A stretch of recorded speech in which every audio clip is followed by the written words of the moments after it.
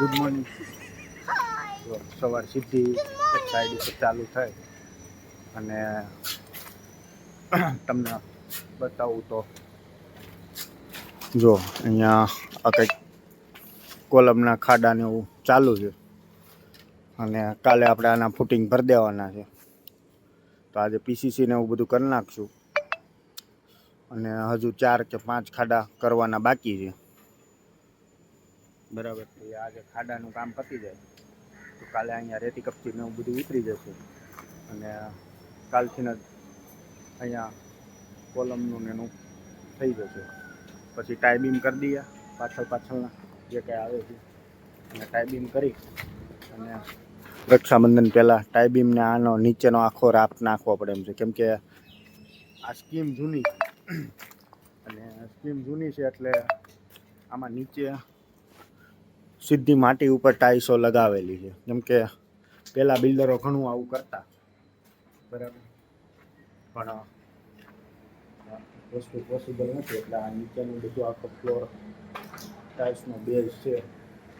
જો અહીંયા કાઢીને ચેક કરેલું હતું આપણે, તો આ રીતે બધું કાઢી અને આખા મકાનમાં ફરીવાર નીચે રાપ સ્લેબ ભરવો પડશે, અંદર અને બહાર. પહેલાં અંદરનો ભરી લેશું, પછી બહારનો ચાલુ થશે.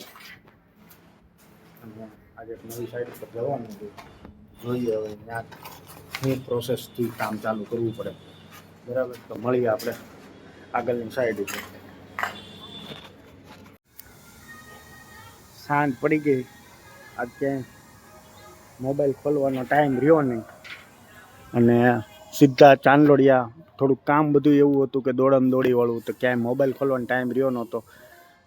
અચ્છા, અહીંયા કંઈક ઠીક હે, આ ડિઝાઇન બધું પતવા આવ્યું છે. આ 2 એલિવેશનના કોલમ છે જે કાલ ફેબ્રિકેશન આવીને કરી જશે, તો આપણે સ્લેબમાં એને ઇન્ક્લુડ કરવાના. અને બધું કામ થોડુંક આવી રીતે ચાલે છે. એક રૂમમાં પ્લાસ્ટરનું બધું ચાલુ કરી દીધું. અત્યારે હાલ તો કાંઈ દેખાય એમ છે નહીં, બરાબર. તો આવી રીતે કંઈક અહીંયા બધું તંત્ર ચાલે છે. માણસો એટલા વધી ગયા છે, લાઈન પાડવામાં એટલી તકલીફ પડે છે, એટલે થોડોક આજે કાર્યક્રમ લાઈન પાડવાનો હતો તો લાઈનને એવું પાડી દીધું છે, બરાબર. અને હવે અહીંથી આપણા દિવસની પૂરો થાય, બરાબર. મળીએ આપણે કાલે સવારમાં.